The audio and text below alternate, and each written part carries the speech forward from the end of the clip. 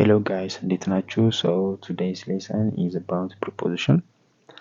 So preposition የምንላቸው ሴንቴንሳችን ውስጥ ሪሌሽንሺፕ የወርዶችን ሪሌሽንሺፕ የሚገልጹልን ወርዶች ናቸው። So እያንዳንዳቸውን አንድ በአንድ እንይ። So the first one is by. By is used for method, means, deadline, day or location. ሜቶዶችን ለመግለጽ ስንጠቀም or deadline day, by Friday, by Sunday. or ሎኬሽኖችን ለመናገር የምንጠቀመው ባይ ይሆናል ማለት ነው። second one is for ብዙ ጊዜ የምንጠቀመው reason ወይም purpose ምክንያቶችን ለመጠየቅ ምክንያት ለማግኘት የምንጠቀመው for ይሆናል ማለት ነው። benefit ጥቅሞችን ለማወቅ ከዛ duration of time የታይምን ጋፕ ለማወቅ የምንጠቀመው for ይሆናል ማለት ነው።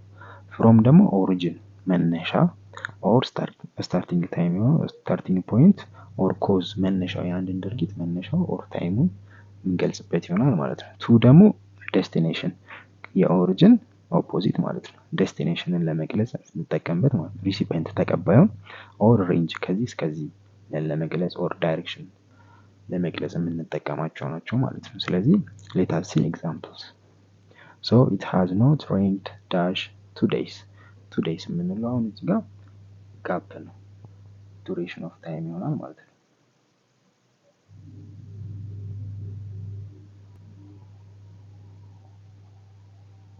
ስለዚህ duration of time ደግሞ for ነው የምንጠቀመው ማለት ነው።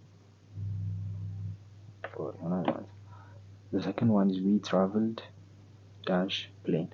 ይሄ ደግሞ እኛ የተጓዝንበትን ሜተድ or means ስለሆነ የሚገልጸው ስለዚህ by እንላለን ማለት ነው። በምንድን ነው የተጓዝነው? በፕሌን ይሆናል ማለት ነው። the third one is I will travel dash Kenya. ይሄ ደግሞ ኬንያ ምን ይሆናል? ዴስቲኔሽናችን ይሆናል ማለት ነው። ዴስቲኔሽን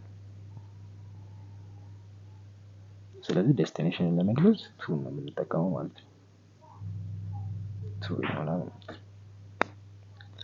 the fourth one is she came dash Ethiopia. እዚህ ጋር አንደኛ ዴስቲኔሽን አለን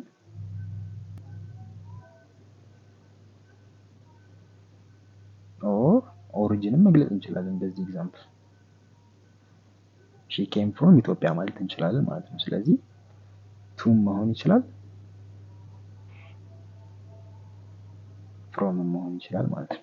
ስለዚህ እንደሚሰጠን አገባብ እንደ አውዱ እንደ ኮንቴክስቱ to or from እንጠቀማለን ማለት ነው። the fifth one is he is dash America. ይሄ ደግሞ ኦሪጂንን ነው የሚገልጽልን። ስለዚህ from እንላለን ማለት ነው። the sixth one is he was sent to jail dash violating conduct. ይሄ ደግሞ ወደ እስር ቤት ተወርውሯል። ለምን ከተባለ violating conduct በጥሩ ባልሆነው ስለምግባሩ ማለት ነው። ስለዚህ reason ይሆናል ማለት ነው። reason for jail ይሆናል ማለት ነው። ስለዚህ reason ከሆነ የምንለው ደግሞ for ነው የምንጠቀመው ማለት ነው። እስቲ እናንተ ደግሞ እቺን ጥያቄ ሞክሯት።